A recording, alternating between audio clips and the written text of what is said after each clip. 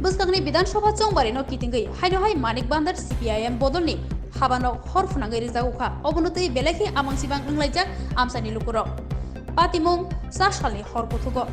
Omobai CPIM Bodolni Habano, Waisini Horfunanga Hanibo, Shaimanjaka.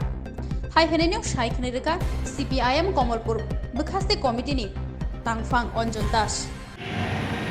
ভারতের communist party মার্কবাদী Kamalpur মহকুমা দপ্তর মানিক ভান্ডারে এই দপ্তরটি সরকার পরিবর্তনের পর এই নিয়ে 6 বার অগ্নিসংযোগ ভাঙচুর আসবাবপত্র লুট করেছে।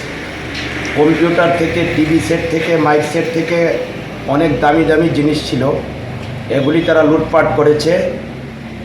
বিধানসভা নির্বাচনের প্রাককালে যখন নির্বাচন কমিশনের কাছে গোটা রাজ্যের মানুষ দাবি তুলছে অবাধ সুষ্ঠু নির্বাচন করার জন্য নির্বাচন কমিশন যেন ভূমিকা নেয়, ঠিক এই মুহূর্তে সারা রাজ্যে যখন লাল ঝান্ডার গণজাগরণের ঢেউ চলছে, বিজেপি আইপিএফটি সরকারের প্রতি মানুষের ঘৃণার বহিঃপ্রকাশ করছে, তখন জনবিচ্ছিন্ন বিজেপি দল গতকাল 7ই জানুয়ারি রাত্রে আমাদের এই অফিসটি আবার ভাঙচুর করে অগ্নিসংযোগ করে।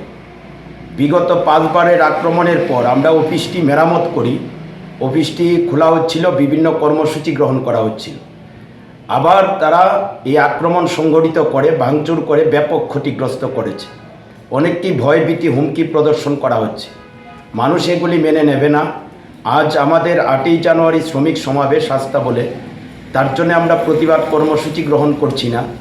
আগামীকাল আমরা যতটুকু জানতে পেরেছি শাসক দলের একটি কর্মসূচি আছে আমবাসা থেকে কমলপুর, তার জন্য আমরা আমাদের সৌজন্যতা বোধ রক্ষা করি। আগামীকালও আমরা কোনো প্রতিবাদ কর্মসূচি গ্রহণ করব না।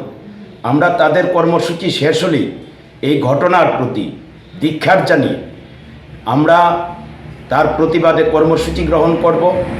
এবং এমন সংস্কৃতি, এমন ঘৃণ্য রাজনৈতিক সংস্কৃতি কমলপুর মহকুমায় কোনোদিন ছিল না।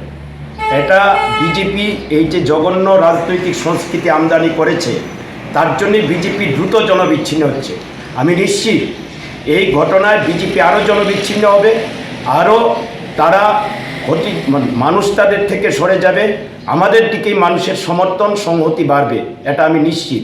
আর মানুষ এখন আর ভয় পাবে না, দেওয়ালে পিঠ লেগে গেছে, মানুষ সামনে এগোবে।